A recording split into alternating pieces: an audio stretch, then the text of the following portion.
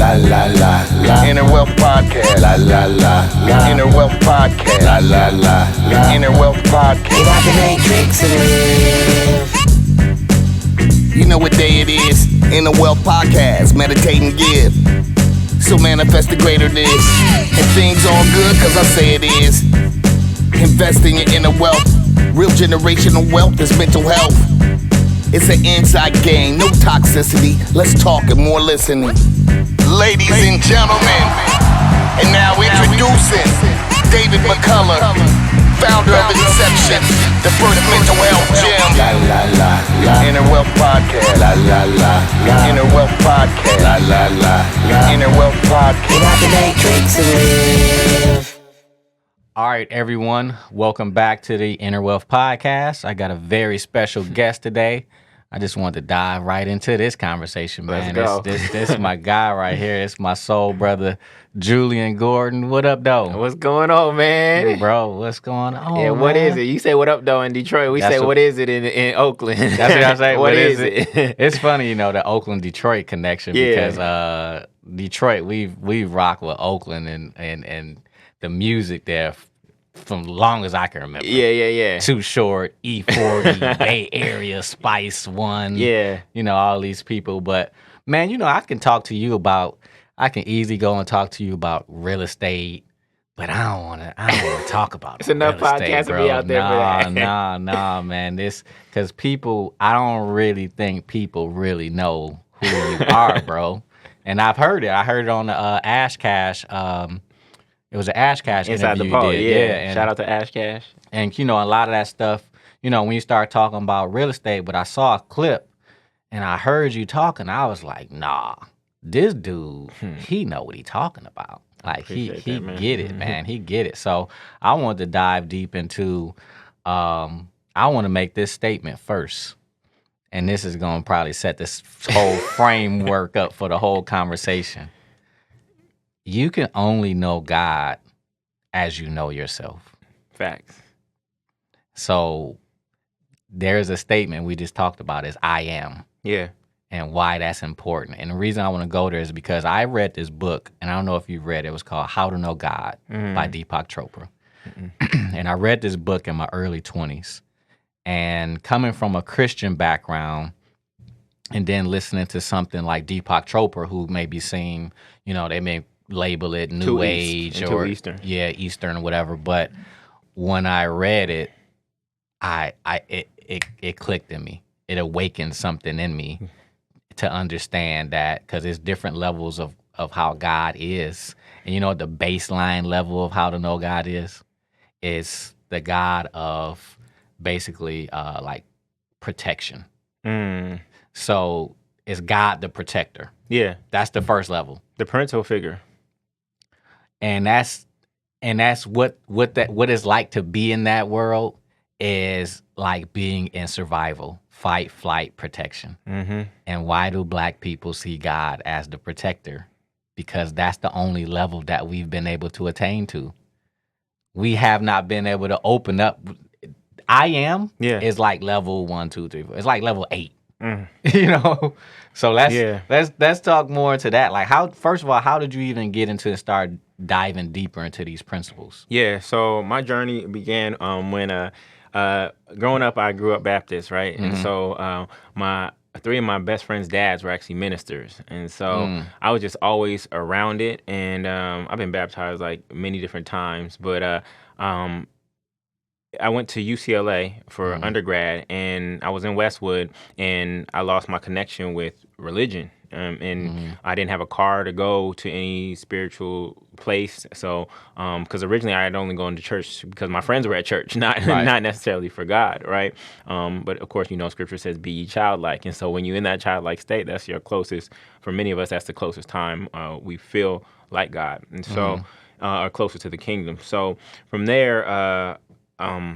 Of course, there was a nice young woman who was going to church, and so if I wanted That's a good motivator. if I wanted to be with that nice young woman, I had to go to church, and Right. and she had a car, so we would dip out on Sundays, and there was a great minister who had some Jamaican roots that I really connected with, and was really intellectual about the Scripture. What's his name? Reverend Noel Jones. I know Noel Jones. Yeah. Not Maranatha. Pastor Billy at Maranatha was awesome too. City of Refuge. City of Okay. Refuge. Yeah. So I was going, and then we separated. But I kept going, and I finally got a car, and my spiritual hunger, it kept on growing. So I'm going to this church consistently, and but the hunger was deep, and that church was so big it was hard to really plug in. It was also a little bit far, and so there was a Bible study happening at another church. Another church called Maranatha, a smaller church where there are other people from UCLA that was going. So I started going to that Bible study on Mondays. So now I'm going to City of Refuge on Sundays, and then I'm going to Maranatha for Bible study on Mondays, and that was cool. And then it felt like baby food, and I got hungry. Right. And so now I'm going to City of Refuge in the morning on Sundays. Then I'm going to Maranatha service on Sundays, and then I'm going to Bible study on Monday. That was cool for a while, and then guess what? The hunger came back. So now I'm going to 3 services on Sunday: a morning service at City of Refuge, another one at Maranatha, and another one at West Angeles in the evening, and Bible study on Monday. And that was cool. Felt like baby food after a while. Got hungry. Right. And, as I tried to connect with some of the male elders in the church, they couldn't answer any of the questions I had. And so I had to go within and start reading the scripture for myself. So I committed to read the book by myself. And it took me 6 months to go through that process, waking up early in the morning to do that. And once I actually read it for myself, I saw things that never get taught on church on Sunday. Yeah. Like You're like me, man. You're trying to figure it out. Yeah, I'm a seeker. Yeah. I'm a seeker. Well, Inception, we call it Inception and Inner Fitness for seekers. Because you're seeking. That's what it is. Seek ye the kingdom, right? That's what it is. And he's like, this ain't, and I was the same way Yeah. in church. I brought my bishop and my pastor stuff that was outside of what they were teaching within the Bible, but like science. Yeah.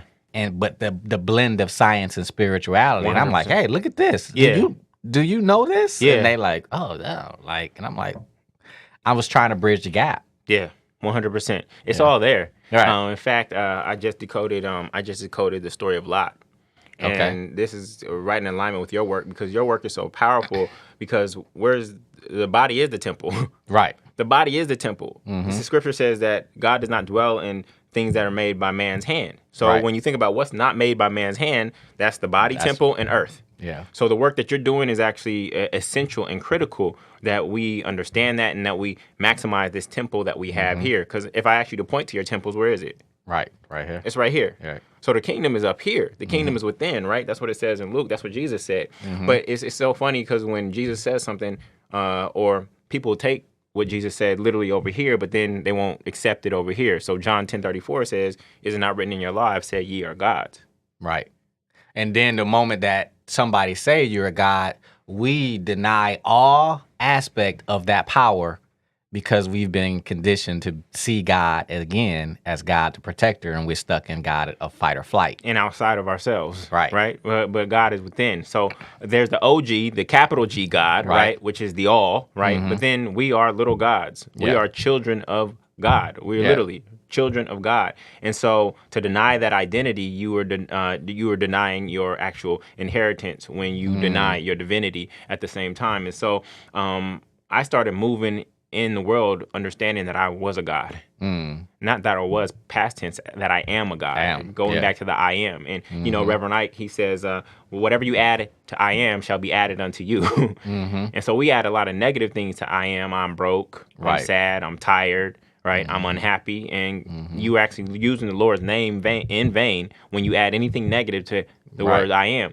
And we know that God calls himself I am that I am. And the reason that is done is because it allows for the expansiveness of all that God is. Because the moment you fill in the blank after I am, you've actually defined yourself as something, and you've actually limited yourself. And so we have to learn how to stay as expansive as possible in our identity, but we wear all these hats and all these labels because we feel that we need to be part of some crew. Right. I am Christian. Now you're part of a crew. You just limited yourself. Yeah. I am Buddhist. Now you're part of a crew. You just limited yourself. I am male. You're part of a crew. You just limited yourself. I am black. You're part of a crew. You just limited yourself. As opposed to staying expansive like God is. So what do you think about, and so when I hear those things too, I think about what Paul say, I become all things to all men. You know, it's like I can understand. Yeah, I'm black. Yeah. Yeah, I'm Jewish. Yeah. Yeah, I'm Muslim. Yeah.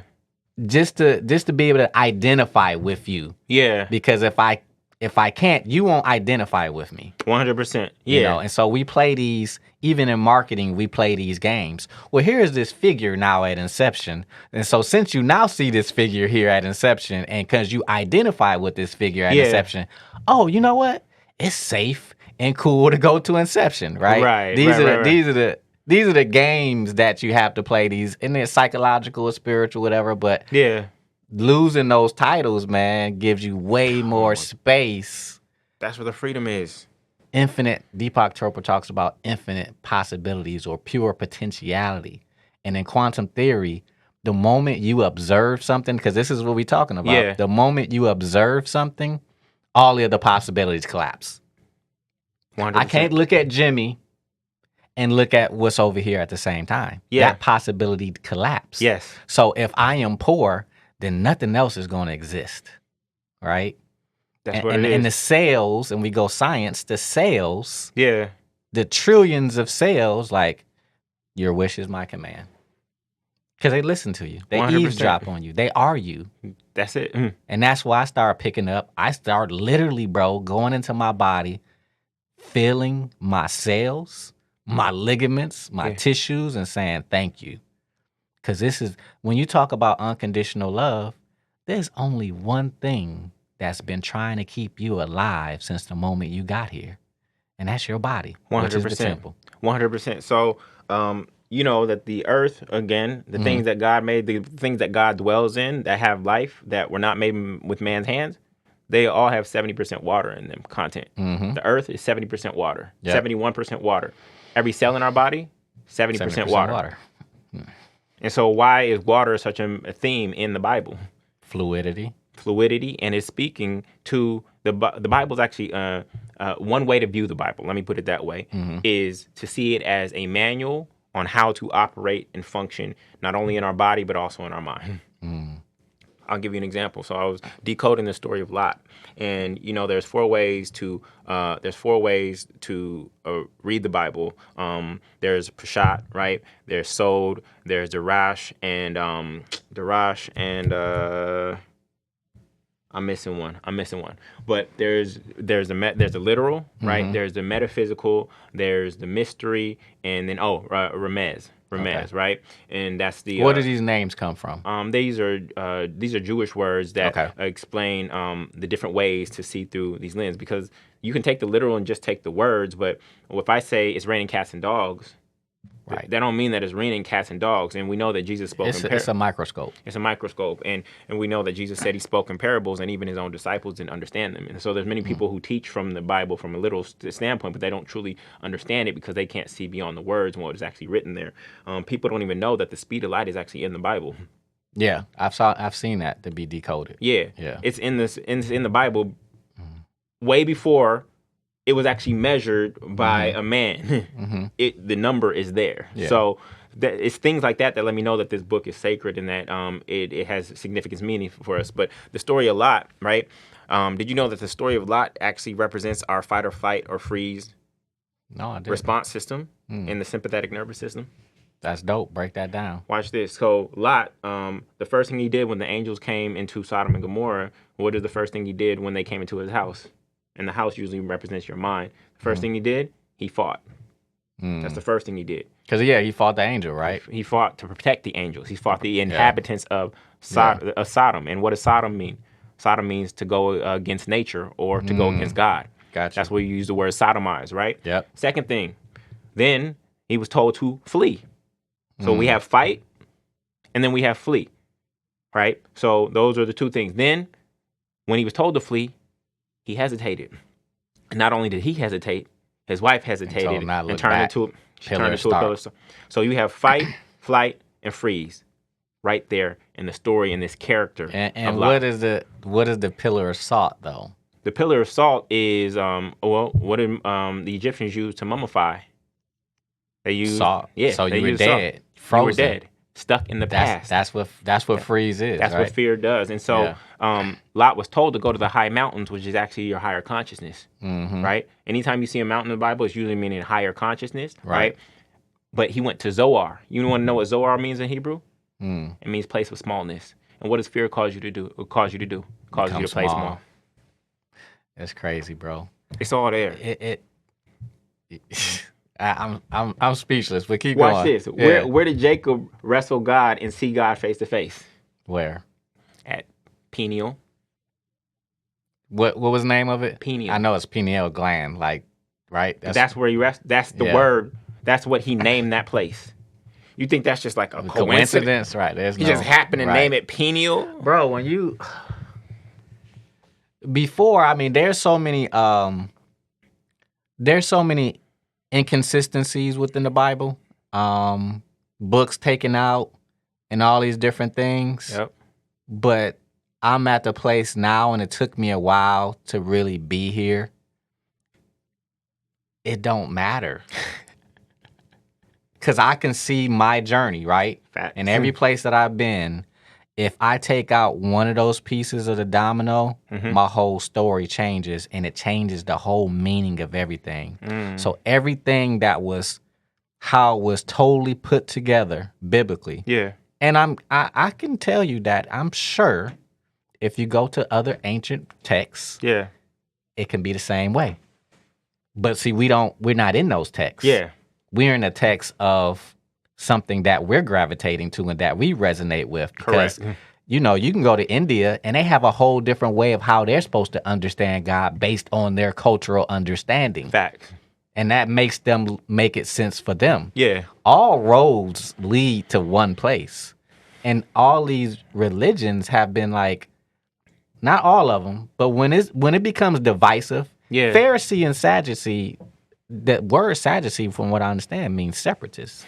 Like, you're trying to separate us from each other. And look, you vaccinated, I'm unvaccinated. Oh my goodness. Like, you know, this constant separation is like, bro, like, look at it. I went down that whole rabbit hole to say, it don't matter. It's all there. Yeah, 100%. And if you open your eyes, not these eyes, right? Not the physical eyes. The consciousness, if you get into that consciousness, all of a sudden, man, those stories are illuminated. It's in you. revealed Like, man, to when you. you were saying that to me, I'm like, yo, I'm getting goosebumps because I know that. It's revealed Not to you. because I'm excited about the information, is because I feel that that's 100% because it's about you. Right. It goes back to what you started this with the I am and self-knowledge. It's about you. You Right. are the main character. Right. And your story. You are the main character. And so, so whether you take it as factual, right, or you want to look at it metaphorically, there's still riches there. And so there are people who look at it factually or literally, and they get cut off from the deeper meanings. And there's people who no longer identify as Christian or any religion that they've left, and they throw out the text, but they've thrown out the baby with the bathwater because there's so much wisdom in there. So they're like, oh, there's a whole bunch of lies in there. Well, you didn't call the Matrix a lie. Right. Because you knew it was a story. I had a thought, man, like maybe it wasn't even a month ago, and I was like, I don't know if you knew, I at one point wanted to be an evangelist. I was going to go into ministry. That was my whole. I was in ministry. See, I didn't go that deep. And I was. So when you were at Noel Jones Church and you're saying it was hard to see, I was at a church where I was at the top. I'm around the top figures. Yeah. So it's totally different, right? Yeah. And so close where you see the emperor naked too, and that changes your whole perceptions of things as well. Yeah. But I had this after I left these situations, and I explained all of this on one episode called "Awakening from the Trauma Matrix" Part 2 that I do by myself. And I talk about my whole church journey.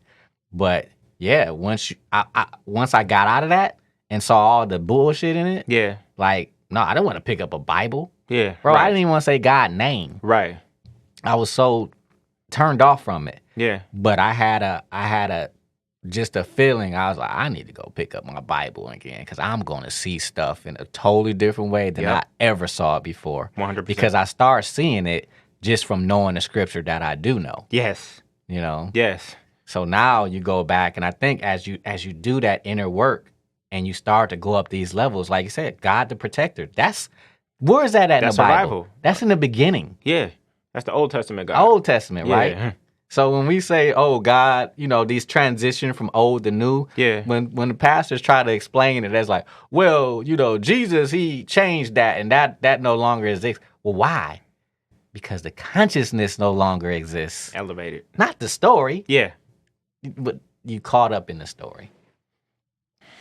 So I don't want to talk no more, bro. I will let you break it all down, man. Like, Man, but you know what I'm saying? I'm going through a process of actually rereading with this new set of lenses. Lenses, right? With a new set of lenses, with a single eye as opposed to with just my two eyes. I'm not looking at the literal or the objective, but actually seeing what the deeper meanings are there. And so that looks like me waking up at 4 a.m. in the morning and going within myself first through prayer and meditation, asking for the true meaning to be revealed, and then going through and reading. And so that process looks like I have my concordance, I have my metaphysical Bible dictionary, I got my phone if I need to search anything. And when I'm reading these stories, so first I'm looking at the names, and I want to see the Hebrew meaning of the actual name, because almost every single name in that book has a meaning, and when you understand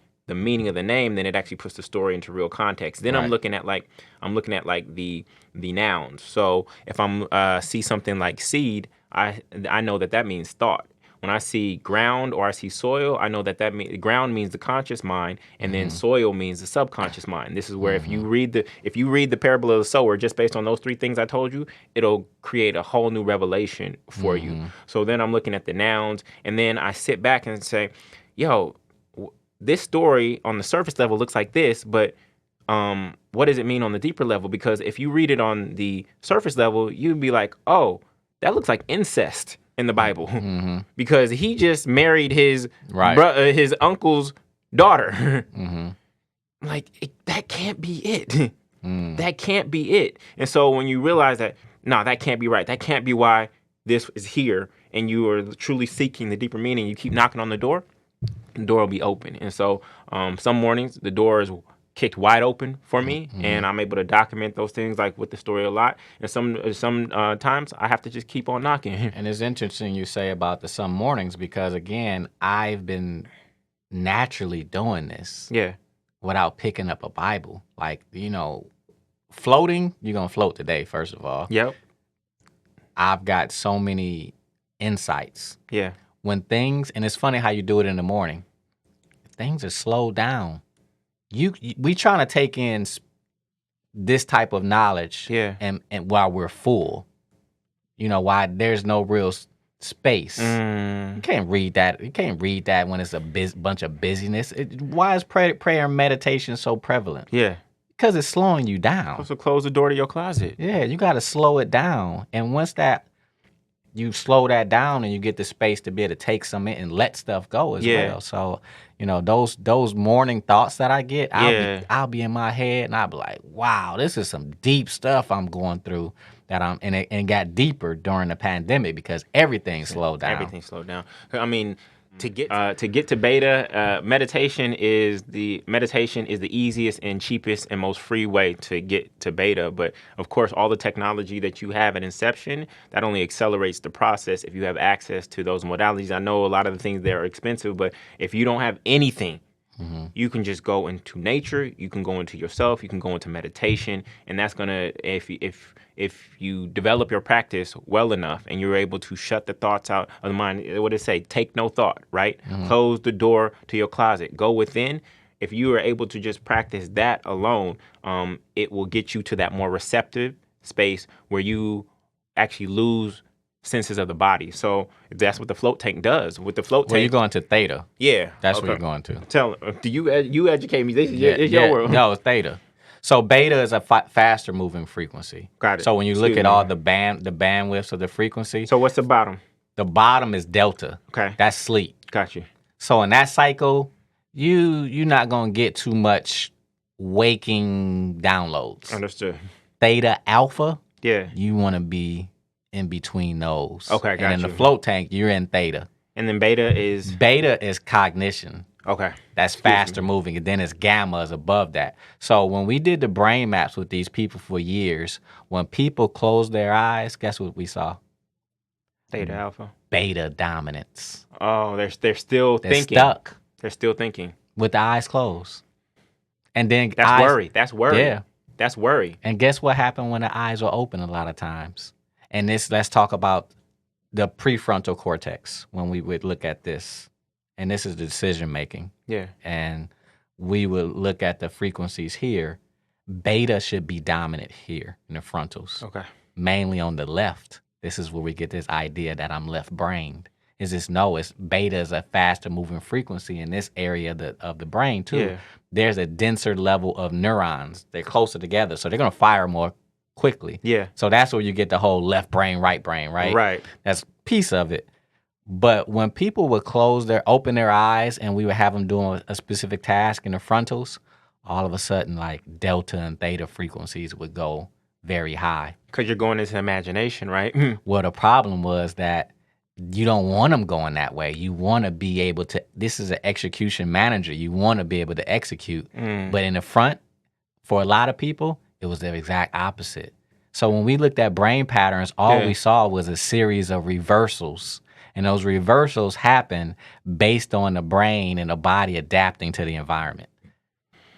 So eyes open, I'm in a daze. Eyes closed, I'm wired.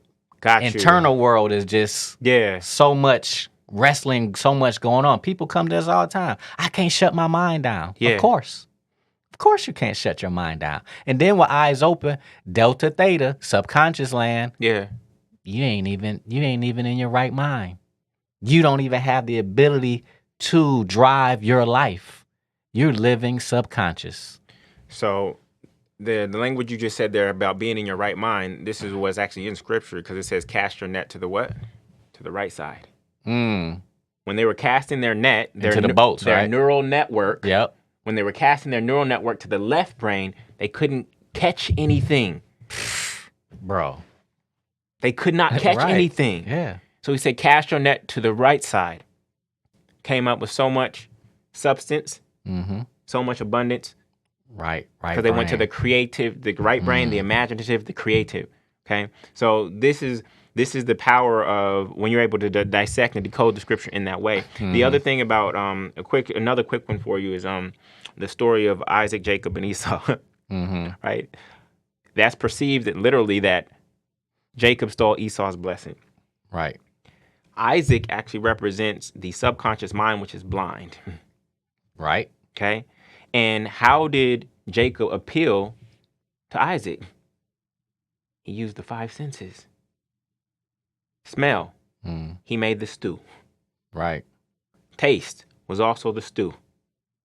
Touch was putting on hairy skin to pretend like he was Esau, right? Right.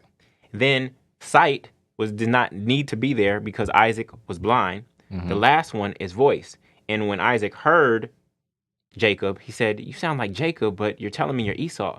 Because at that point, the voice does not matter. It's actually the fact that Jacob said, I am Esau.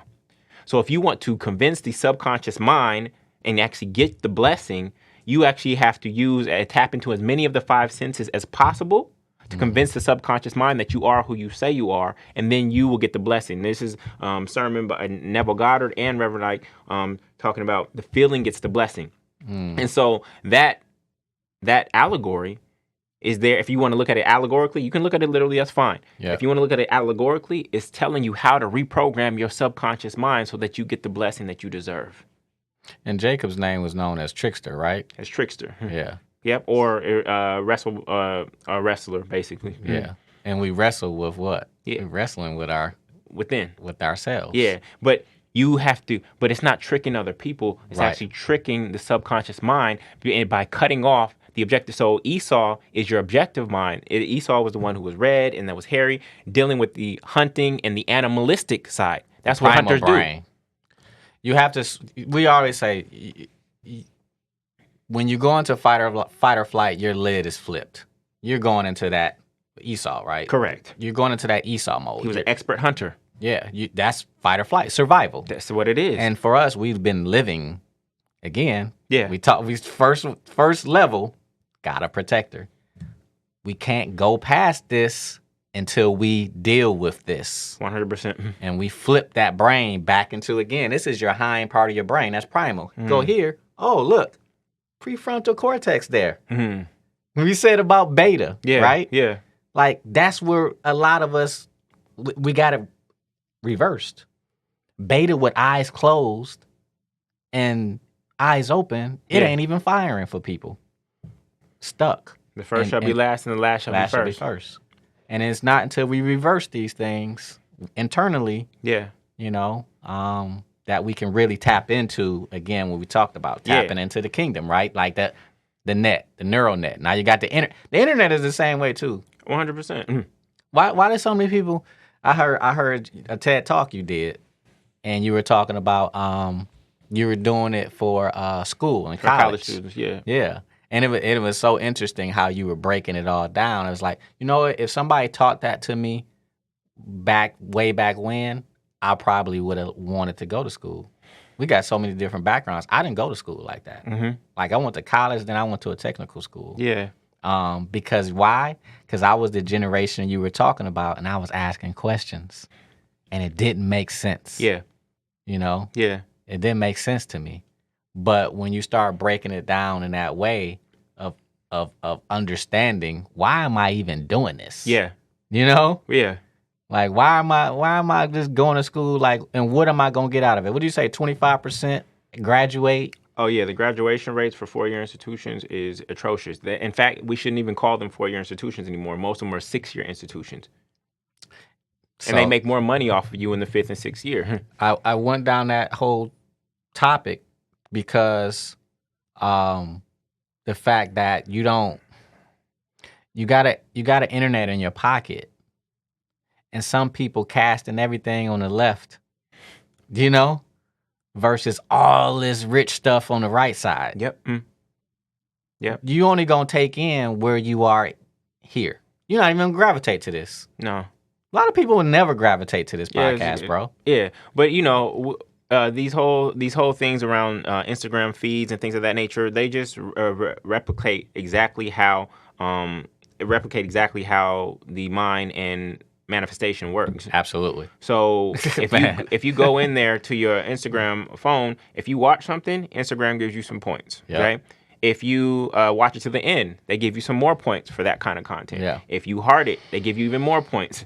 If you comment on it, they give you more points. If you follow that person, they give you more points. And all of a sudden, you start getting more of exactly what you've demonstrated. Now, watch this. Here's what people don't understand in terms of manifestation and how it works.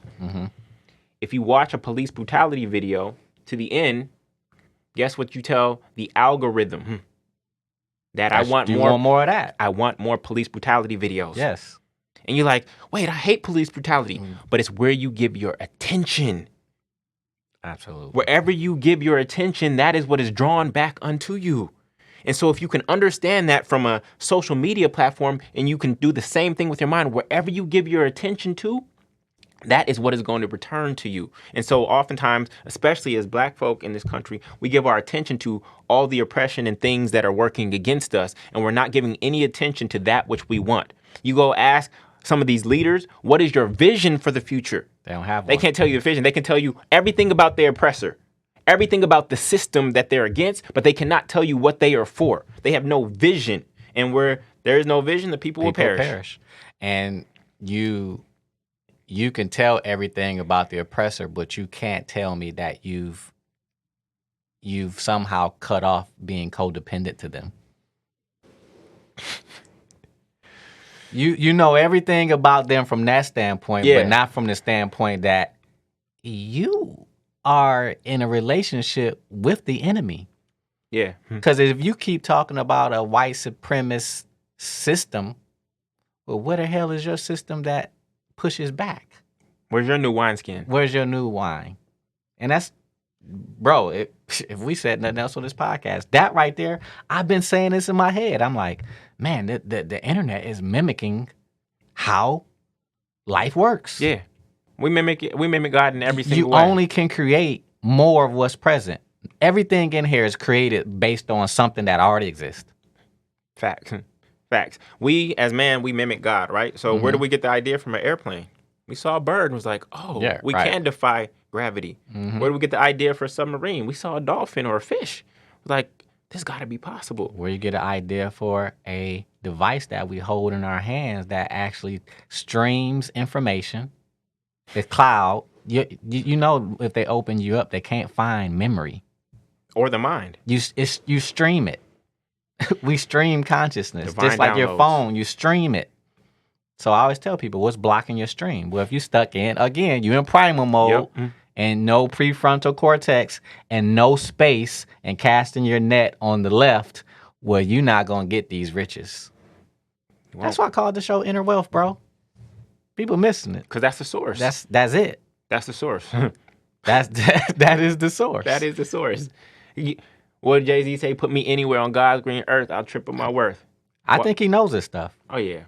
He said it. He said this spiritual shit really works. No, yeah, like he got turned on to something because I even saw an interview. He said, man, look, it's genius in all of us. Yeah. And I was like, dude, it is. But he been calling himself Jehovah. Right. God MC. He been calling it the whole time. Right. Nas album, I Am. Right. Like, these are wordsmiths. KRS-One knows it on a whole nother level. Yeah, I've heard KRS, man, he know it on a whole nother level. Yeah. But they, as artists, started to recognize the power of their word. And that word didn't just have to be on a track, but that it applied to any other aspect of their life. Bro, recently we had on Comedy Central, we had Charlemagne. He did a show about Inception. Went on World Star, got close to 5 million views. That's 5 million people that seen Inception's name. That's millions of people now have this consciousness, and it's not about Inception as the physical location. Right. Inception, what's the first two letters of Inception? In. Within, yeah. Right? And it's the beginning of something new. If it just sparks you to even think about changing your life, that's what we're doing. We're trying to help people find the kingdom and get back to their true selves. Yeah. But we give our power away, like willfully. Oh, don't you know that you're a God? No, not me. I ain't got that power. Yeah. I'm a wretch. Yeah, I'm a sinner. I'm a sinner. I'm a sinner. A sin in archery literally means to miss the mark. Miss the mark, okay? right. And repent means to change your mind. It means to change your mind. And so we've there are many people who identify as a sinner. And here's what I tell them. If you really believe you're a sinner, go find the youngest child in your family. Okay? And hold them to your face. And I want you to call them a sinner 100 times to their face. You won't even get past 10 before you realize that it's not true. That child is not reborn into sin. Yeah. What do you mean? Right. Do we make mistakes? Do we sin? Do we miss the mark? Yes. But if I only shoot basketball, right, occasionally, right, I'm working on my three-point shot, I shoot occasionally, right? Am I a basketball player? No, because I don't do it frequently enough. Kevin Durant, LeBron James, they play every single day. This is why they are called basketball players. So if I sin or I miss the mark occasionally, my identity is not a sinner. Have I sinned? Have I missed the mark? Yes, in many areas of my life. But that is not my identity. I know that I'm a child of God, and that comes first before anything. And I stand in that identity, and I'm always working to be in alignment with that as my highest identity. And so, yeah, there's language and things that we say and things that you have to accept to be part of some of these larger cliques. And when you really read the New Testament in terms of religion, Jesus was actually, oh gosh. He was against the church. He was against the church. He was against the church, bro. He was against the church. Yeah. What people don't know is that, one, God is not Christian. Right. The Bible is not Christian. It is a Hebrew book that Christians happen to use a lot. Right. And Jesus wasn't Christian. Right. So what are we really talking about? I mean, honestly, don't shoot me. There's so many stories that Jesus didn't even exist. Like, and there's so many figures that becomes before Jesus. Horus, Dionysus, Krishna, Buddha. Same story. Well, all the same story. So caught up in the story, Yeah. but miss the message. Missed the message. 100%. And don't again, yeah. Wizard of Oz, The Matrix, all these stuff, man. They're trying to point you back inward. Yeah, 100%. So there's some people who believe that it's historical fiction, right? And here's how historical fiction works: is that you tie in actual elements of history to story to make it feel real. So just because Kansas, which is an actual place that you were aware of, is in the Wizard of Oz, does that makes the story feel real? It makes it feel real, Right? And that's a good thing from a literary standpoint. So you have to ask yourself, if there's 3,000 something characters in the Bible, and we can't actually identify thousands and thousands and thousands of them, we can't verify that thousands and thousands of them actually existed, then where does that leave you? And does it actually matter? If they didn't exist or they do exist, does it matter to your understanding and to your connection to God? Does it actually matter if they were flesh or blood? It does when you are in the next level of God. Maybe say if you're out of fight or flight, now you're in more egotism. Because a lot of people in the religion, mainly Christianity, from my standpoint, what I see, that it is too much wanting to be right about it. I got the franchise on God. You don't. You going to hell for what you believe. I'm good. I got saved. You ain't saved. Yeah. This idea that I got something that you don't got. I follow something that you don't follow. I'm greater than you. And back down to being a Sadducee. You just separated yourself from. That's it. You know, it's so funny. It was this show called Messiah on Netflix. Yeah, you saw it? Yeah, I saw it. What'd you think of that? It's like, it really, if that happened, it would be, people would miss it. Jesus is all walking amongst us because we are that. Yes. But how we treat each other, we've lost the message and the understanding of it. Yeah. So the highest identity, now actually, it's not the highest identity. It's actually the lowest identity. Which one? I am right. If once you've established that, then there's no conversation. There's no conversation to be had. And so, going back to the Garden of Eden, garden being our mind, right? The Garden of Eden, the cherubim being our cerebrum of our brains, our left and right cerebrums.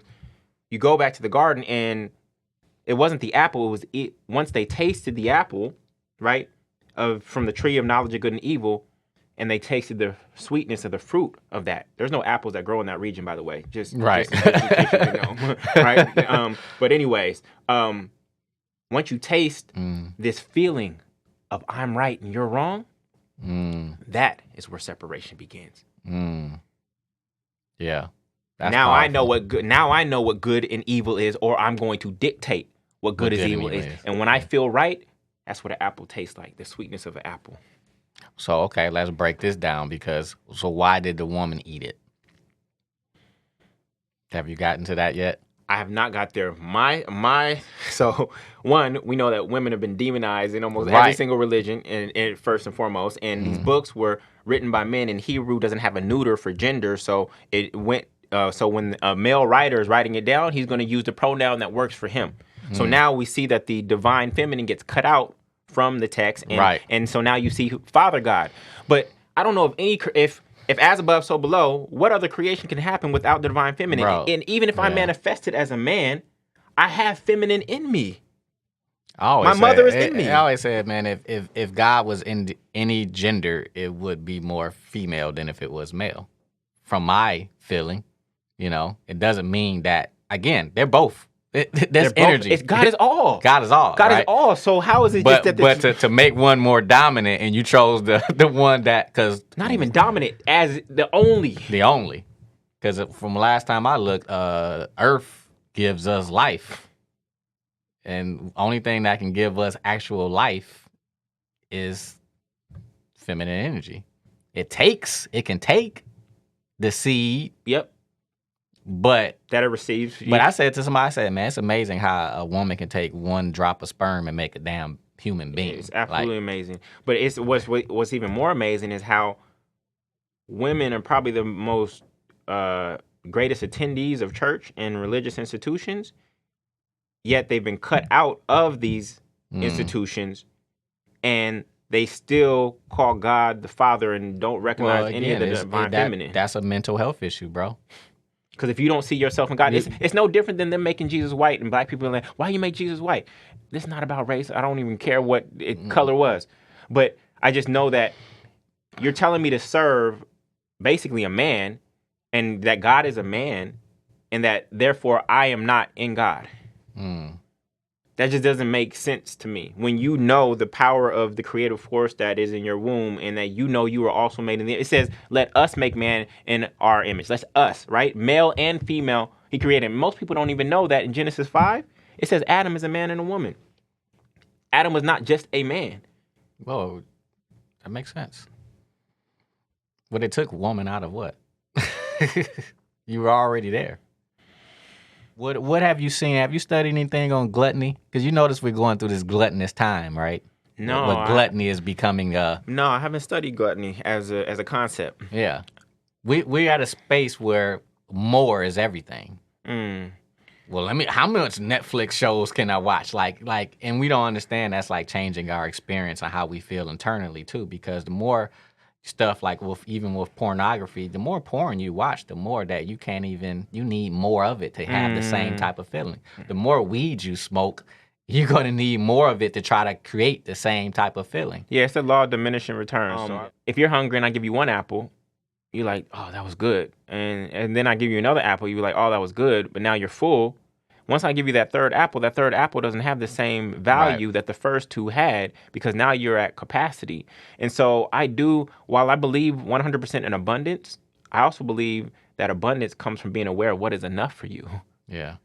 Because if you don't have an enough number or enough vision, then you will always be chasing more, thinking that more is merrier. And the problem with the game of more is that there's no end in sight. That's a very dangerous game. It's because you cannot win. Next thing you know, you know what? Next you know, you got an island. You got an island and you having sex with little girls. I know that seems like an extreme, but the reason why I'm saying that is that happened. Yeah. Because somebody got so much. Nothing can satisfy you, bro. You need to do something that I need to build a spaceship and go to Mars. You see? Yeah. You see the rich white folks, right? Yeah. That's because we not there, so we don't know. But once you have everything up until that point, bro, what is even worth living for? You got everything. And now you can't conjure up a new feeling because everybody is bowing down to you and you have everything you ever wanted. But they don't. Gluttony. Again, if you go look, that's what I'm asking about gluttony, how it can lead you to a place that you would never be satisfied. Yeah, that is the dark space that I think some people who are chasing, they're just chasing, and that they had an idea that having this would satisfy me. Once I'll be successful when, or I'll be happy when. One of the darkest feelings is actually getting the thing that you thought would make you this. I'm still feeling the same. Yeah. And so somebody who is in that space, they think they have everything they want, but they obviously don't, because they're still chasing something else. Right. And it's usually something that is within, not something that is without. It's not going to be another achievement, another bullet on your resume, another trophy, another award. It is going to be a better understanding of who you are, what brings you joy. And when you really get down to what brings people joy, it's the simple things. And in fact, if they released some of the things that make life more complex, they would have more joy. But because they're in the game of comparison, which is the number one killer of happiness, then they are afraid to release those things because they've created the perception that these things are what have made me joyful and better than you. And therefore, I'm not going to release those things. Yeah. You traveled to quote unquote third world countries and looked at a man or a woman or a kid on the street who has a fraction of what you have materially. And they're happy.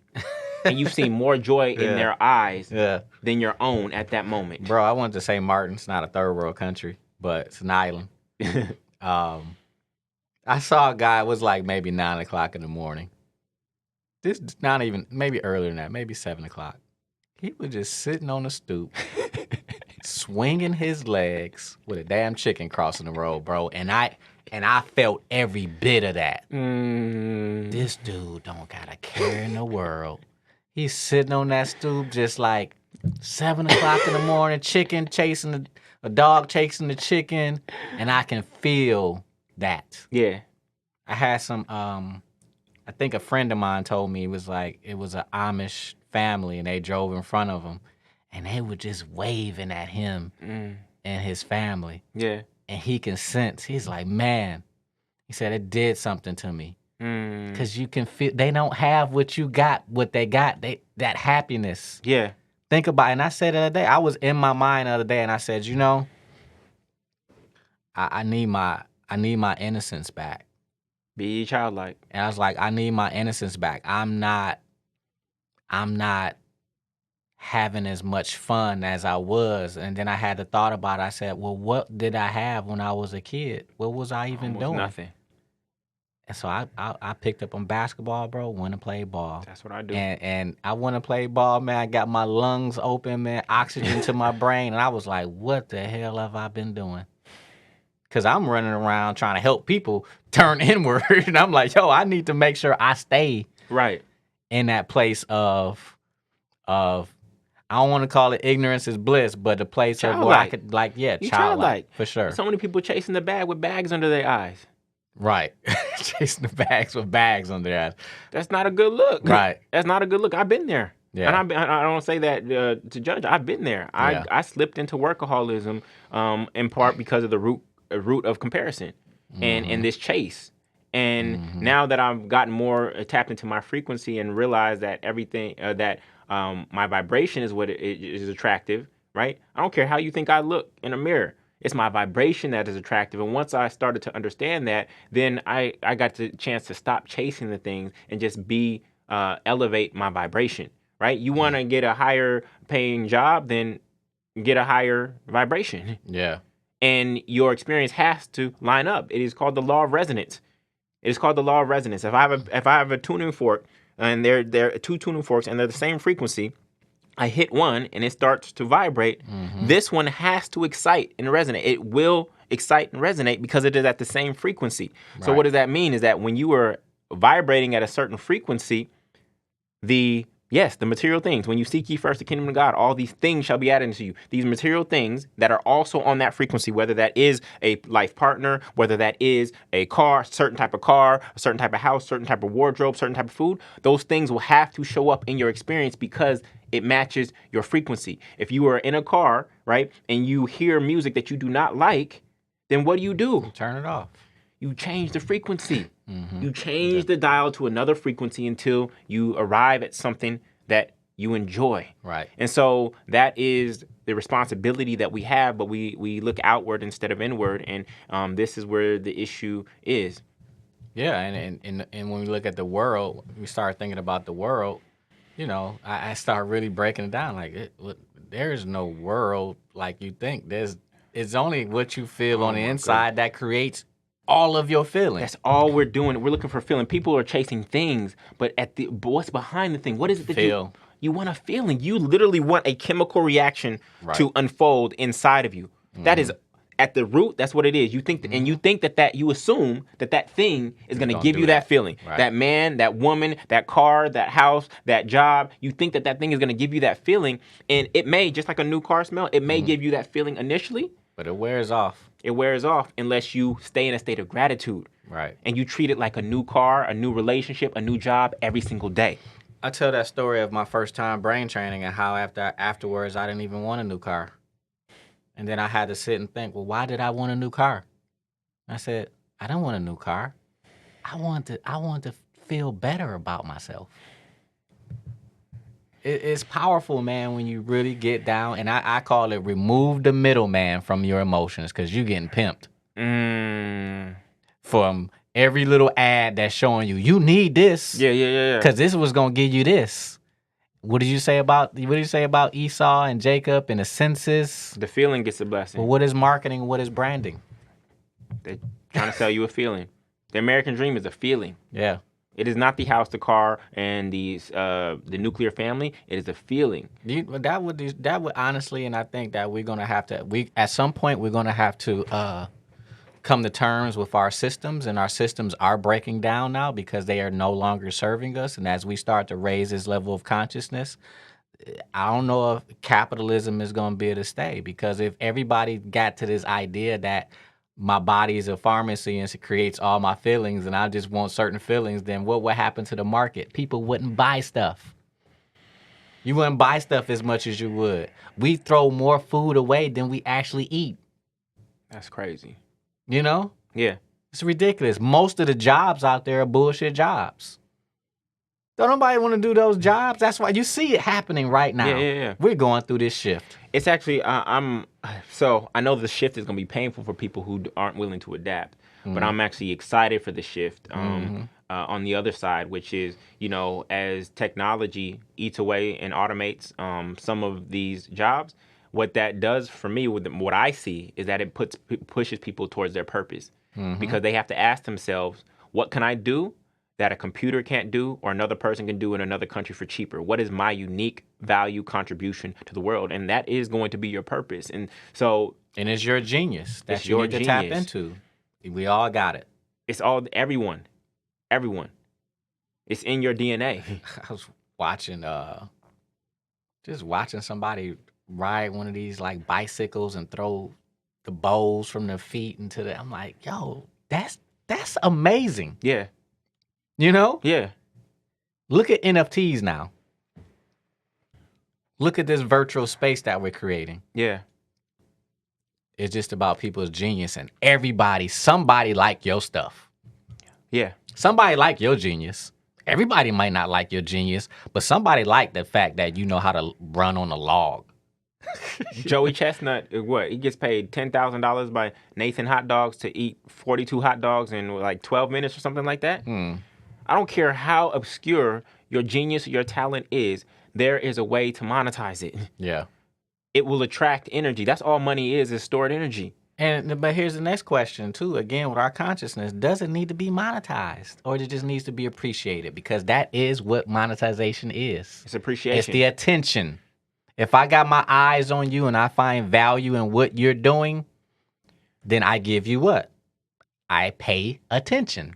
This is correct. The only thing is, the only thing that's challenging us right now is the increased cost of living, especially, with me being in real estate, the cost of housing. If I love spinning bowls on my feet, but my rent is actually $2,000 a month, I got to figure out a way to translate that into stored energy, which is money, so that I can actually pay this rent if I don't currently own anything. So that's the challenge in order to do that. Well, that's what I said. At some point, have you ever looked at Jacques Fresco's work? No. With the resource-based economy? No. Oh man, you gotta look at Jacques Fresco's work. Okay. Resource-based economy. He's a futurist he's recently passed on, but he's been talking about this for 30, 40 years. All the resources, there's no reason for you to even have a job. Oh. But again, it has to be a major shift of consciousness, and I don't necessarily think that his resource-based economy solves all the problems, and that's what's going to solve the problems is our consciousness. Agreed. But we can't even have this conversation until we shift the consciousness, because or we just going to keep looking at this Bible and seeing these stories as the same on that we've been seeing them. Which hasn't led us to a better world. Right. And so the illumination from the inside allows us to say, oh, you know what? This is a better way of doing it than capitalism, because, anytime you think about anything outside of capitalism, they throw the programming of, well, you're a socialist on there. Oh, yeah. It's like, no, let me diminish you real quick. Yeah. So from a resource-based economy, if we actually had a better understanding of the assets that within us and our community, we could avoid taxes, because I could just barter with you. Yeah. I could just barter with you, and when I barter and exchange service with you without a dollar exchange, and it's just energy exchange, you can't be taxed. And that crypto, if they couldn't tax it, So- isn't that kind of a form of crypto? The only thing with cryptos right now, there's no value. I won't say there's no value being created. Right now, it's just the exchange of coins. But at the end of the day, right now, crypto is also a fiat currency. There's nothing really backing it.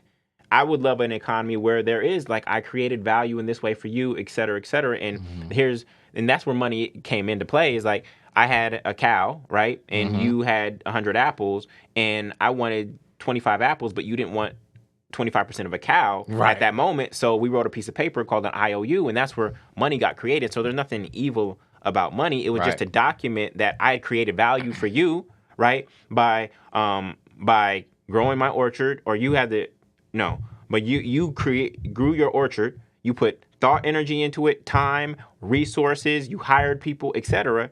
That was energy that now I want access to right here, right now. So we needed to create a piece of paper to show this value exchange so that you could come get 25% of a cow later on.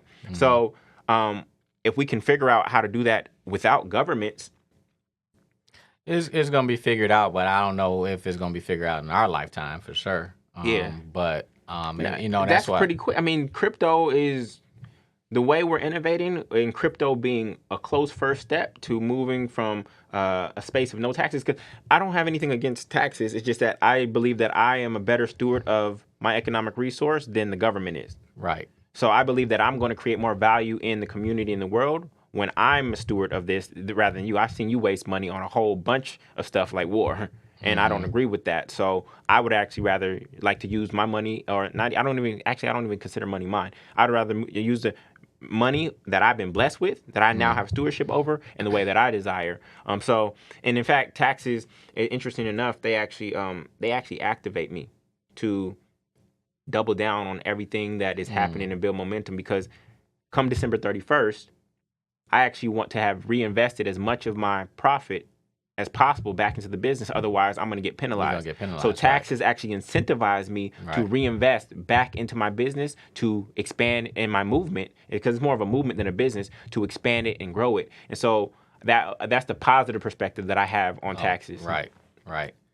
Yeah. At some point, I think, again, the whole is just changing so fast, like all of these different technologies, and technology will allow us to solve a lot of our problems and get away from a lot of waste and inefficiencies. Yeah. The system, the wellness system, or the sick system of healthcare. Yeah. It's like that don't have to be like that. What's your vision for it? But it's like that because it makes money. They're not gonna say, "Oh, go take this $5 magnesium that's gonna help you because you're magnesium deficient." No, go take this drug, or you need some surgery or whatever. It's like it's not really getting to the. So really, the conversation is about getting to the root of issues and solving those and fixing those inefficiencies. Yeah. A lot of our inefficiencies are man-made that continue to create inefficiencies. But the beautiful thing about them being man-made is that they can be man-solved. Yeah. Like from a higher level of consciousness. Right, from a higher level of consciousness. And it's the same thing, like, really, to be honest with you, if you were a pastor and you just shared this message, about what you see, and we know, this is the real temple, then why you got this building? Facts. Would the building exist anymore? Probably not. It's real. Most churches are one of the worst real estate investments in the entire world. I mean, you buy this mega church. You're using it at full capacity for 4 hours over the course of an entire week. Right. That's like stop putting money into the building fund, y'all. Tithe to yourself first, to your temple, which is here. Tithe there first. And if your church is feeding you, if your minister is feeding you, yes, always sow into anything that is feeding you, but don't blindly just give 10% to an institution because you think that's what's going to get you to heaven. Heaven ain't out there. It ain't after you die. The kingdom of heaven is here and now. It says it right there. It's interesting. You got to go and give, you have a group that gives a certain amount of money to these, the nonprofit. And if they're taking that money and becoming good stewards of it, you should see a return back to those same people who gave, right, within the community. Yeah. But you typically don't see that. Facts. Like, where are the homes built? Where's the real estate built? Well, I'm going to buy a plane so I can fly it. Well, do we all get access to that plane? No.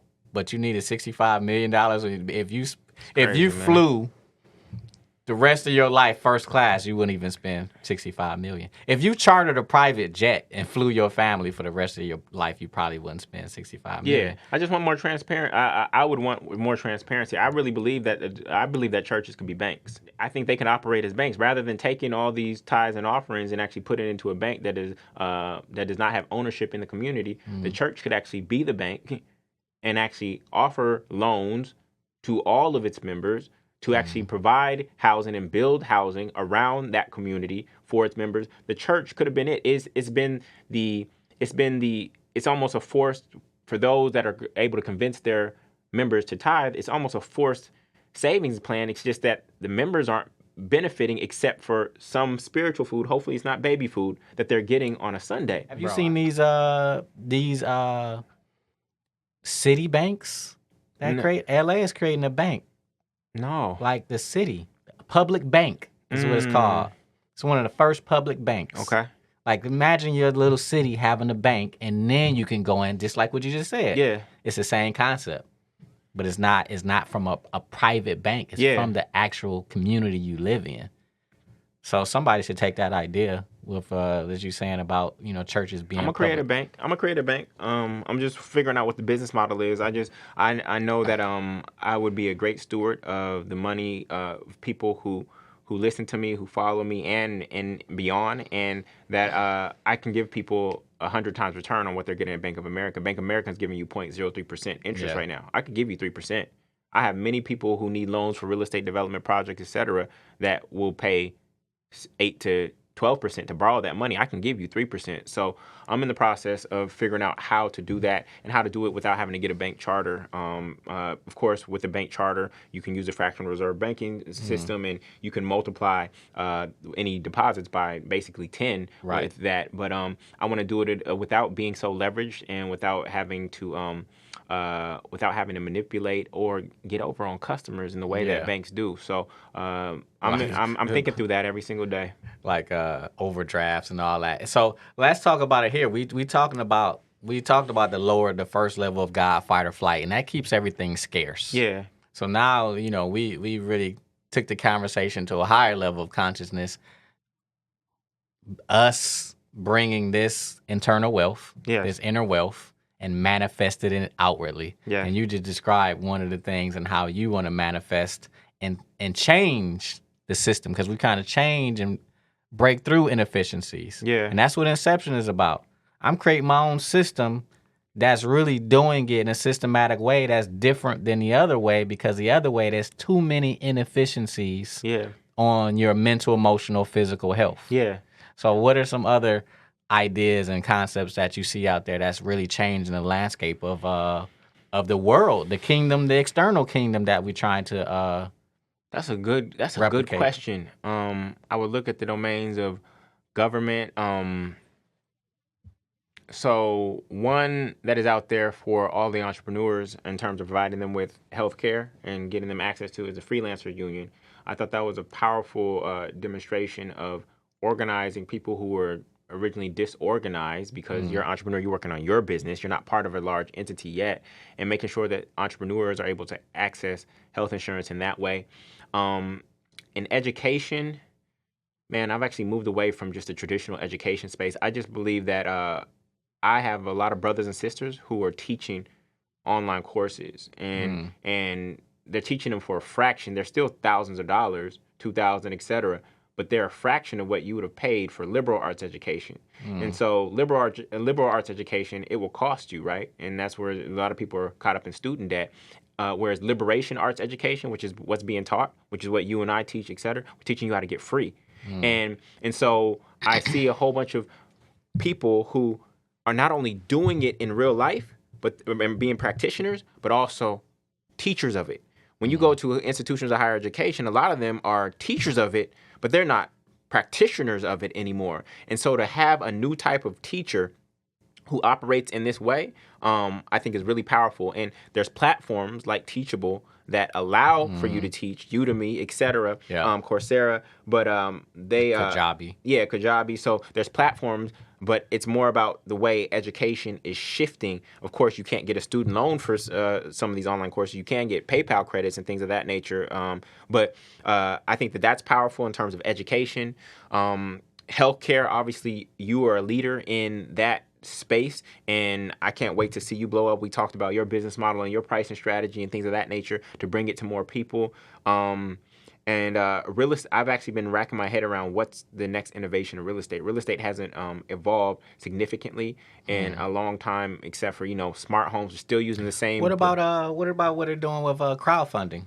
People doing crowdfunding and offering dividends or stuff like that on real estate. Yeah. So Anthony Kimball and I, we raised a crowd fund for the Buyback Baton Rouge Fund. I'm an investor in actually 4 major real estate crowd funds across the country, and I believe in that model, the ability to aggregate resources to buy larger properties and developments and execute those in ways that you could not have done as an individual. So yes, the Jobs Act allowing people to do Reg CF crowd funds. Which was like you can raise about $5 million a year. 1.07. Did they change it? 1.07 for Reg CF.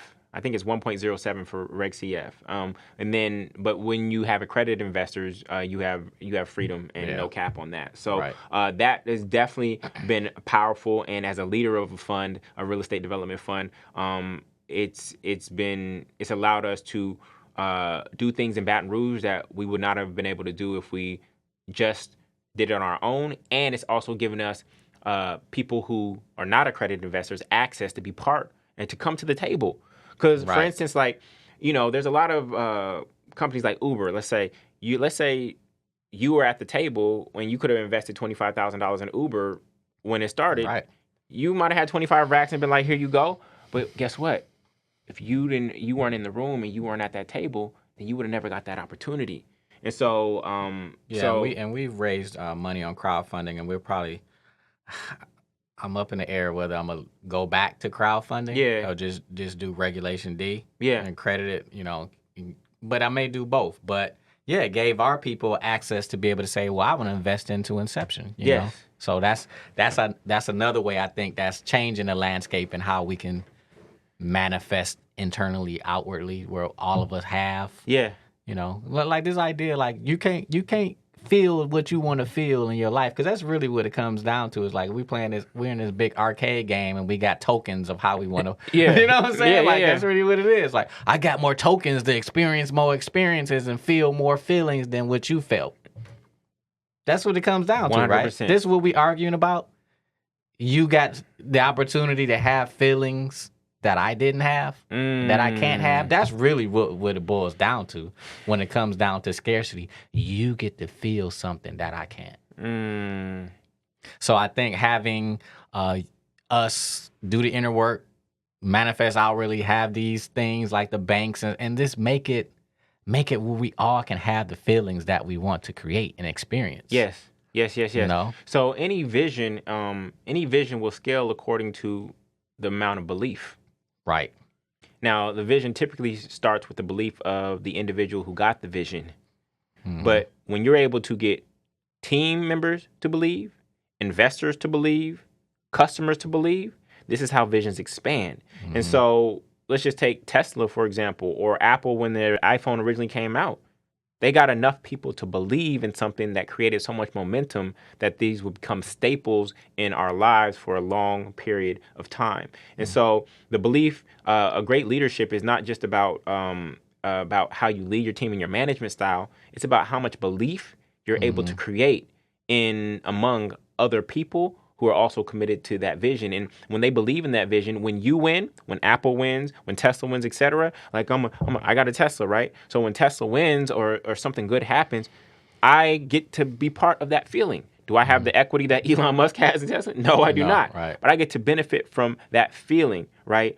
So you get the new iWatch or whatnot, and they make an innovation or upgrade, and now you get to walk around and be like, yeah, I get to benefit from that feeling of being part of this collective. And so that's what ownership I believe offers. It offers us all an opportunity to be part of something and access that feeling. When one thing happens here, it actually has a ripple that affects many people in a positive way. And so, I mean, even now you see the way stocks move and a lot of people playing stock options, things of that nature. It's just based on belief shifting. I believe it's going up. I believe it's going down. And it's all emotion driven. It's all emotion. It's not even backed by the balance sheet anymore. Right. The stock market is no longer backed by the balance sheet. It's backed by a news report here and Somebody this. says something. And, you know, we're going into, you know, what we're talking about is freedom. One of the things we're talking about is freedom. Yeah. I mean, as an entrepreneur, that's why I really wanted to be an entrepreneur more than anything, is I wanted what? My freedom. Yeah, but it's freedom. So people have different definitions of freedom. For some people, freedom is this. For some people, freedom is kicking their feet up on the beach. For me, freedom is just the ability to walk in my God-given purpose every single day without worrying about money. And that's called autonomy for me. Hey, okay, I want to go to Florida. Don't mean I ain't working. It just, I mean, I'm somewhere else, and somebody didn't dictate what I can do, what I can't do. Right. And I can't, I want to spend the next 3 months dancing. Yeah. You know? It's the demonopolization of self. And time. That's happening. We're selling something limited, which is our time, for something that is unlimited, dollars. which is money. Yeah. Something that they print by the millions and billions every single year. That's just, that's the worst stock trade that you could ever make. And many people, especially when you go to the corporate plantation, you're selling your time at wholesale prices to that employer. This is why they're getting a discount on your time, right? And on top of that, the US dollar, most people don't know, it's 75% cotton. So people think that slavery is done. No, it's just adapted. Right. You're still picking cotton on a daily basis. You're getting bales of cotton for your master, and every 2 weeks you get a ration. Yeah. Right? And cash is the lowest yielding asset in the entire world. I mean, that system, the slavery system just transformed itself. That's all it did. You know? It was like, you know, if you're smart, if you got any level of smarts and you're like, oh, these people, they're trying to push back and they want their freedom. Okay, cool. Let's give them their idea of what they think freedom is. Their idea of what they think it is. And we're going to create all of these little things that's going to never let them allow them to be free because they don't have the consciousness to even see it. Facts.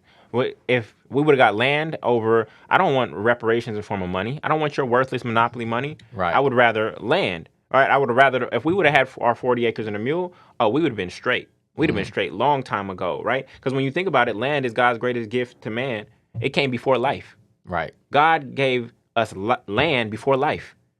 So. Right. And that's the earth. And that's the earth. The other life-giving substance, the other temple that God lives in. That we don't take care of. At all. Well, we've been living in so many cement buildings in our community that we actually don't know, have no relationship to the land anymore. Bro, that's something we're gonna have to talk about off air too, because I'm interested in creating inception living spaces, making more natural living spaces. You know, environment is everything. Bamboo walls, you know, non-toxic paints. Like we got to change the whole thing over. Yeah. If you really tapped into that thing that we're talking about, that God that you are, that means everything out here needs to be working collectively. My body doesn't work against me. You know? Yeah. My heart is not working against any other organ in my body. Yeah. And if it looked like it is, I guarantee you it's not what you think it is. It's the body not having the resources and that's what's necessary to keep you alive, and it's going to need to pull from this, and then the other thing going to need to pull from that. Yeah. But when you tap into that temple, that kingdom, then what does this kingdom look like outwardly? That's why I've been pushing this like this, you know, mental health. And you can see it as mental health, but it's really mental health, it's spiritual health, it's physical health. It's all of the levels and layers of health, you know? Yeah. See, that, and I think that's what it means. I think that's what it means by the temple. The temple will come down. It's the outward temple that will come down. Jesus wasn't fixated on the brick building that his disciples were looking at. It's not about these outward things. It's about the temple that is within here, and we can rebuild that. And that's what Inception does. It gives you opportunity to rebuild it. Like for me, Inception, if I was here in Detroit, Inception would be a weekly ritual, as opposed to I'm doing the one day experience today, but it would have to become a ritual, a part of my life, a part of my way of being, for me to get the fullness of the benefit. It is that for you, because you show up to that environment, into that space, and have access to those technologies every single day. for me right now, I access meditation, I access prayer, I access affirmation, I access visualization, I access basketball, right? These are the things that I do to stay plugged in to the source, right? Yeah. And so, we're getting there. But in terms of like the real estate thing, we have the biggest thing to get to that kind of building, because there are actually some innovations like SIP panels and things of that nature that are more environmentally friendly than some of the materials that we're using. But we're going to need the cities to actually allow us to rezone some of these lots in order to build in that kind of way. Right now, even tiny homes are struggling to expand in the way that they could because some cities perceive them as the next step up from trailer parks. And so they don't see it as something that's going to bring abundance, especially when the city benefits off of property taxes, right? Right. And you So have they want a bigger situation, right? bigger But you see how it is like we fight ourselves. These are disincentives, yeah. These are Yeah. disincentives that cause us to not move And forward. people say, well, why do you don't take insurance? What? You know how much red tape and nonsense is involved in that game? And trust me, I'm going on 15 years. It's a lot of it, and I've tried. Yeah. But you better off saying, you know what? It's better self-pay for self Yep. than wait for healthcare to take care of you. If you wait for healthcare to take care of you, then you may not have any health. Yeah. It doesn't mean that people have not benefited from having healthcare. That doesn't mean. But when we're talking about preventative and longevity, Yeah. or what's corrective, like nah. Yeah. You know, that's more mitigating. You know. Yeah. So I think maybe as muscle mass starts to deteriorate naturally around 30, or when somebody sees somebody in their family go through some physical or health issues, that's when the wake-up call happens for them. And we just have to figure out how to reprogram the mind, not just only in the health space, but in any domain, to actually be in a more preventative thing without it being fear preventative. Like, I'm fearful of this happening, so I'm gonna start doing this now. No, this is actually what is best for me. It feels good for me to do this. I feel at a higher level of consciousness and a greater state of being when I'm doing this. We have to figure out how to get people to access the kingdom here and now, as opposed, because many people have it out there in the future. And so that is our challenge, to change behavior now. That is our challenge. Yeah, because it goes back down again to that subconscious part, that story you talked about. With Esau. You know, how do we trick the mind? You gotta take control of that 98%, because that 98% of subconscious is ruling Oh you. my goodness! For the subconscious mind processes 40 million bits of information per second. The conscious mind only processes 40 bits of information per second. So we think that, but the beautiful thing about it is that the conscious mind has executive power over the conscious mind when used properly. But if you try to win off of willpower and your conscious mind alone, you are going to lose that battle over and over and over again. But if you can harness the power of the subconscious mind by reprogramming it in the right way to access the feeling now, to make it feel as real now, and then the subconscious mind says, oh, I want more of that. And then you're going to see that your natural behaviors and your life change. So it's not just information. Right now, we're in the information age, and people think that information coming from outside is what's actually going to change them. But what really causes the change is not the information that came in. It's when you change your identity back to the I am. When your identity changes that I'm not poor, I'm actually a millionaire. Right. Even if $1 million is not in your bank account now, and you actually truly believe that identity, when the thought, the emotion, and the belief come together, those three things, then you will start to see your life unfold and manifest naturally in that way. So it's not just about information change; it's about identity change. When I step into the identity that I am, that my body is a temple, that I am a healer, or that I am healthy. When I step into that identity, then my behaviors have to change. So a lot of people try to start with doing, then having, then being. This is where you get the whole notion of fake it till you make it. I'm gonna try to look like I have it. I'm gonna try to do some of the things that I'm seeing these people do, but I still don't feel it. My being and my behavior hasn't changed. But if you just started with the being, The be first. you start with the be first. Then Be do have. be do have, but we do it backwards. We try to fake it till we make it. Oh, I'm going to look like this. I'm going to drive this kind of car. I'm going to try to trick my mind in that way. And you don't have to go through all that. And people not even trying to trick their mind per se. They're just tricking other people. and it's not working. Yeah. And it's not working. You faith it till you make it. You ain't gotta fake it till you make it. Faith it till you make it. It's like moving from the internet to the internet. Facts. You know? Again, Facts. that information is there. It's already there, man. It's already there. I mean, you know, all those cells in our body, like this energy can never be created or destroyed, only transformed. This body has lived for billions of years. Yeah. All that information that's in there. It's stored You know, they've been able to put a xenobite from a DNA. into a DNA, all that information. So what's already in there? You know, how many bytes of information? But you know, crystals hold memory. No, I didn't know. No, No, I didn't know. I'm not into that world yet. man, crystals hold memory. Like they want to create synthetic diamonds first of all to use and as for processors. You know, but crystals hold memory. I mean, that CD really is a form of a crystalline structure. Got you. You know, our bodies, water holds memory. What is the body mostly made up of? Water. Water. It's holding memory. So what's in there? Typically, what's in there is what's on the surface is what was in your environment all that time when you was growing up. That's still on the surface. You ain't even got past the depth of it. Yeah. That's the tip of the iceberg. Yeah. You know? And so when people say do the inner work, it's like, well, that's what we're talking about. Driving down deep into that, to the what's under there. Yeah.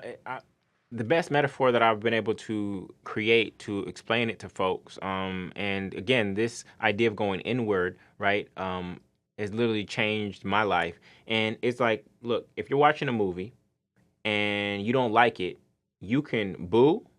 You can throw popcorn at the movie screen. You can even go slash the screen if you want. But guess what? It does not change the fact that the movie is still playing. If you want a different experience, then you have to go up into the projection room, which is here, and change the film. You doing things in the outward world, marching, trying to convince this person, trying to change this over here, trying to change this system. You doing, that's all in the outer world, and this is why it's not working, because you haven't got to the root, which is actually your perception and the film that is playing up in here. And so if we really want change, we have to go inward and change our perception. You realize this example of perception, this iPhone, this was here when the pyramids were built. Oh, yeah, absolutely. Well, it's energy, right? It's energy, and every single ingredient that was needed for in here, the magnesium, all that stuff, it was already here on Earth. Right. We just couldn't perceive it at that time. Right. And so the real change agent is actually the shift in perception. Because if somebody could have perceived this at that moment in time, then the iPhone could have been here when the pyramids were built. Yeah. And so we have to shift our perception because all is already here. Everything. Everything is always present, always will be present. You always were and will be everything that you're supposed to be in this moment in time. There's nothing new under the sun. Right. I say that so much. That was a Solomon. I believe it's Solomon or Proverbs. Yeah, nothing new under the sun. Yeah, it's all present, man. And it took me a while to, like, I heard these concepts. Yeah. You know, but it's one thing to hear the concepts, and it's one thing to live the concepts. Yeah, the truth alone will not set you free.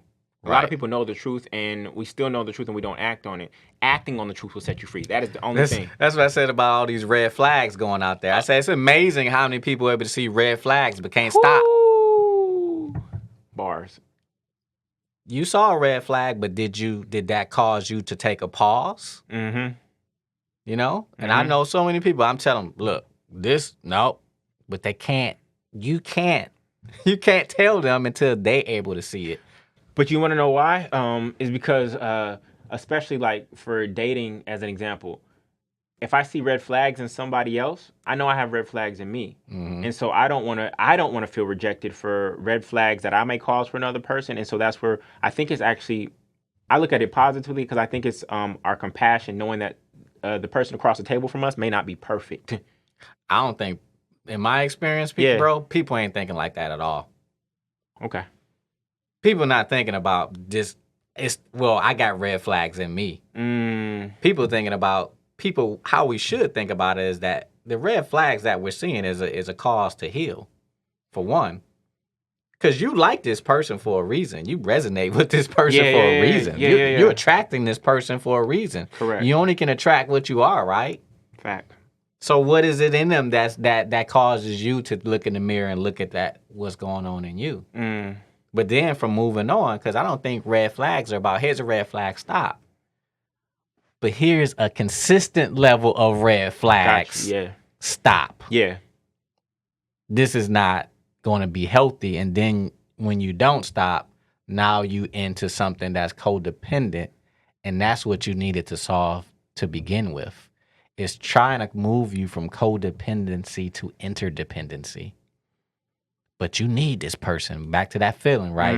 Well, this person got something that I need. And typically from a man standpoint, we look at what? We look at a lot of physical attributes, and we're like, well, if I got this woman and she fine and she this and she that, and that's gonna raise my social currency, and I'm gonna feel better about myself, and back down to that. It's like, yeah, but she treating you like crap, bro, and you're allowing it.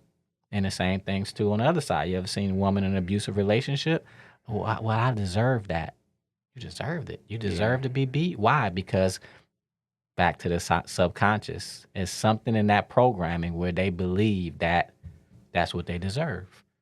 But I don't think people, just from my estimation of what I've worked with when people, they ain't coming from your level of compassion and empathy. Why you would stop? I'm stopping, bro, because I know you got red flags and I would have red flags too, so I'm going to be empathetic. No, man. Well, what if you came to the table and was like, here's my red flags, what are yours? Bro, due to the dating, where? Everybody putting out their green flags on their first. I'm starting to put out green flags for people to understand, but man, people ain't on that level, Julian, when they come into the table like, look, here's my things. You know, I'm very open. I'm honest. Here are my flags. Let me see your flags. And, let's work through these flags. Let's go get our consciousness right. Let's go to therapy off rip so we can really start to understand each other. No, man. But it's not just romantic relationships. That's every type of relationship. Yeah. That's every type of relationship. Yeah, especially in business. Business partnership. Oh, my goodness. Oh, man. It's business partnership that I seen is like, man, that's as deep as a real romantic relationship. You spend more time with your business partner and money involved, all that. Because, it's money involved. So, bro, man, anything else? Any other last parable you want to break down for us? You got another one? Speaking of money, so when Jesus overturned the tables in the temple, right? We already said the temple is where, right? Right. And he overturned the tables of the money changers. And so these are the people who are always focused on money. And he said, you've turned, my Father's house is supposed to be a house of prayer, right?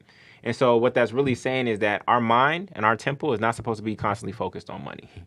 We're supposed to stay in a constant state of prayer. That's what Paul said. We're supposed to be in constant prayer and connection and communication. Like you said, download in the cloud. We're supposed to, that connection, we want that to stay in touch. And that we know that when we seek ye first the kingdom of God, all these things shall be added unto us. And so, wealth consciousness is when you reach the state where you no longer even think about money. You take no thought about money. You trust that your mother, father, God is going to provide and supply you with everything that you need. When you woke up this morning, you didn't worry if there's going to be enough oxygen for you. Right. Even if there was an entire marathon that ran outside in front of your house this morning and the thousands of people just ran by, you weren't like, oh man, I don't know if there's gonna be enough oxygen today. You trusted that your creator, your mother, father, God was gonna provide you with enough oxygen for you to do what you needed to do. The same thing with money. You've achieved wealth consciousness when you get to a point where you no longer worry about money and you trust that when you're showing up and walking in alignment with your purpose, that all your needs will be met. And I want as many people as possible to move from poverty consciousness to that level of wealth consciousness where money is not a dictator of how they move in their life. And that's the inner wealth. That is it. Till next time, guys. You've been listening to the Inner Wealth Podcast on EYL. Get out the matrix and live. Theme song produced by Be Ready for West Coast Creations. I am Razcast, reminding you to take action, be proactive, be congruent, get out of the matrix, get your mind right. We've automated mental health at inception. Join the movement.